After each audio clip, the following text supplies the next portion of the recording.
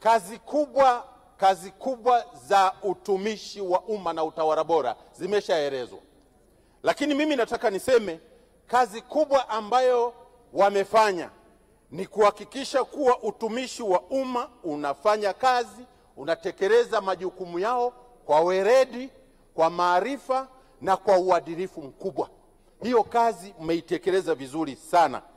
Kwa kweli mmeitekeleza na kuhakikisha kwamba wakati wa kutekeleza haya majukumu, sheria, kanuni, taratibu na miongozo inazingatiwa ipasavyo.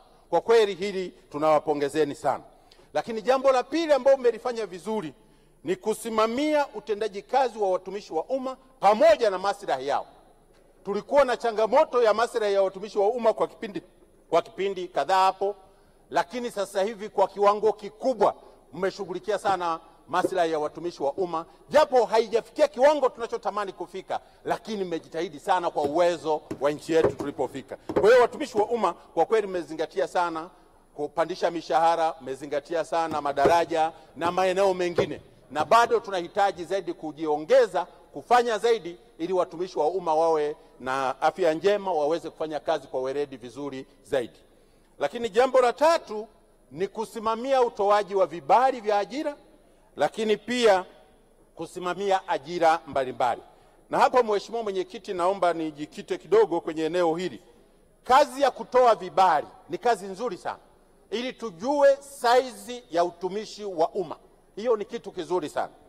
Lakini kuhakikisha kwamba tunapata watu wanaostahili kuajiriwa katika nafasi mbalimbali, hiyo ni kazi nyingine. Sasa kazi hii baada ya kupata uzoefu, ndio maana tulianzisha sekretarieti ya ajira serikalini. Hii sekretarieti imefanya kazi nzuri, lakini hapa mwishoni kumeanza kuwa na kutetereka, na tunaona kabisa sasa baadhi ya maeneo sasa hawatumii sekretarieti ya ajira. Mimi nadhani tunakotaka kwenda sasa, nataka turudi tulikokataa na tulikotoka. Kwa hiyo ni vizuri sekretarieti ya ajira tukaiwezesha kwa rasilimali, kwa vitendea kazi, kwa uwezo, ili endelee kuajiri, endelee kutoa ajira kwa watu mbalimbali. Na hili ni muhimu. Sasa hivi changamoto iliyokuwa kubwa, Mheshimiwa Mwenyekiti, baadhi ya vijana wanaitwa kwenye interview, wanatoka Mbozi, wanatoka Vwawa, wanatoka Songea, wanatoka Kagera kuja kufanya interview hapa Dodoma. Hii hapana.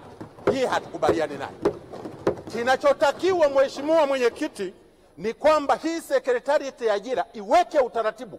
Hawa vijana waitwe kwenye interview, wafanye kwenye mikoa yao kule waliko. Wekeni utaratibu, na hilo linawezekana.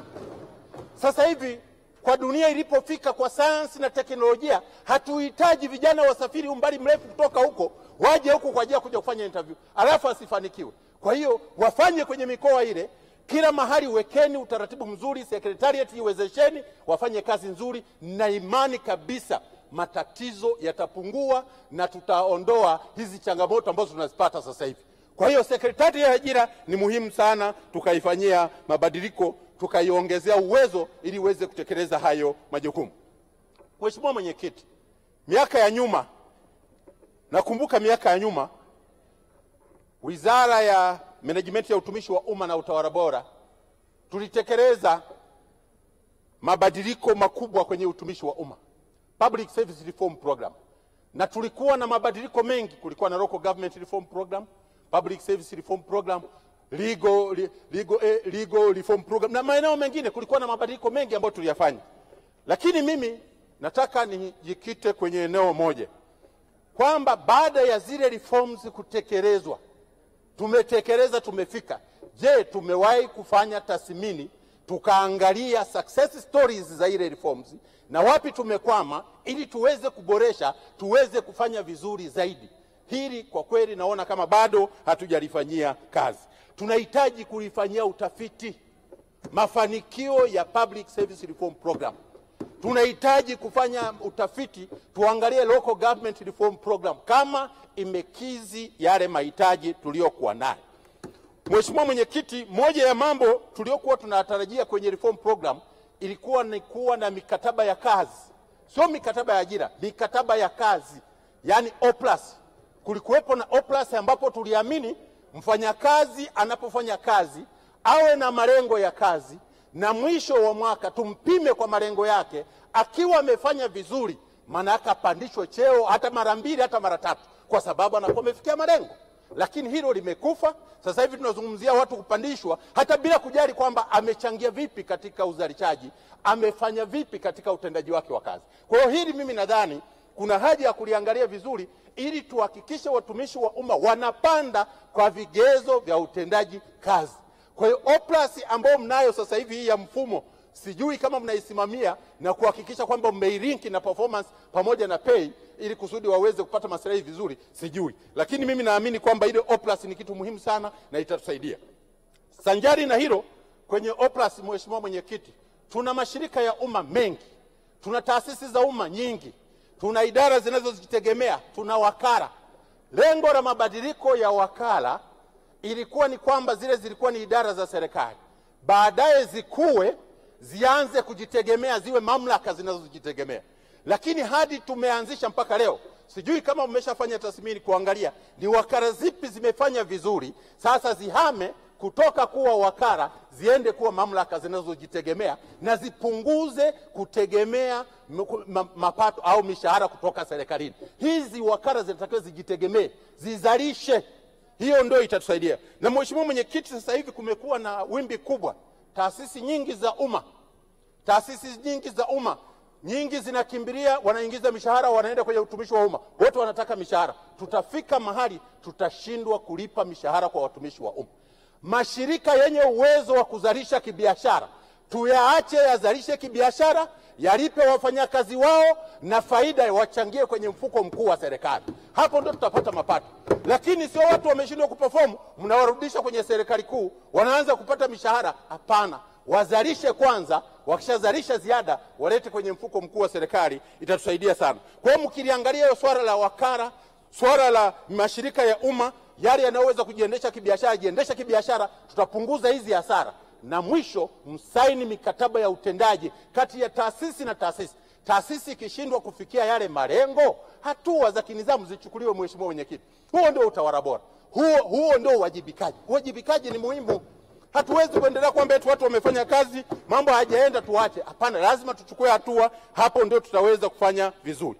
Lakini la mwisho ambalo nataka kulipendekeza, Mheshimiwa Mwenyekiti, ni mafunzo. Mafunzo kwa watumishi wa umma. Nchi yoyote duniani inategemea utumishi wa umma. Utumishi wa umma inatakiwa iwe na weledi, iwe na maarifa, iwe na uwezo wa kufanya kazi. Mtumishi wa umma anachofundishwa chuoni ni tofauti na kinachokuwepo kule kazini. Ndio maana lazima anapoingia kwenye public service afundishwe maadili ya utumishi wa umma, afundishwe namna ya kufanya kazi za utumishi wa umma, afundishwe namna na mienendo, namna ya kuvana, kila kitu kinachotakiwa kufanyika ndani ya utumishi wa umma. Nchi zilizofanikiwa, ukiangalia nchi kama Singapore, mtumishi wa umma anaenda kwenye mafunzo masaa 102 kwa mwaka.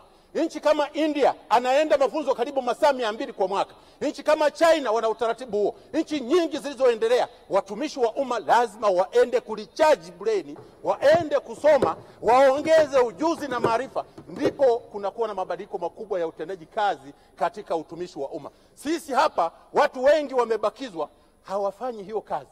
Chuo cha utumishi wa umma, chuo cha uongozi kilitakiwa kipewe hiyo kazi, kilipewa hiyo kazi, lakini kimsingi bado hiyo kazi hawajaifanya inavyotakiwa. Tukifanya hivyo, watumishi wa umma watakuwa na weledi, watawajibika, watakuwa na maadili, wataweza kuchangia na kufanya kazi inayostahili, na hapo ndipo tutaweza kufikia malengo tunayotakiwa. Mheshimiwa Mwenyekiti, nakushukuru sana kwa kunipa nafasi. Naunga mkono hoja, bajeti hizi zipite, rais akafanye kazi vizuri, taasisi zake ziendelee kuchapa kazi, mawaziri mkachape kazi. Mungu abariki, asanteni sana. Asante sana Mheshimiwa Hasungu.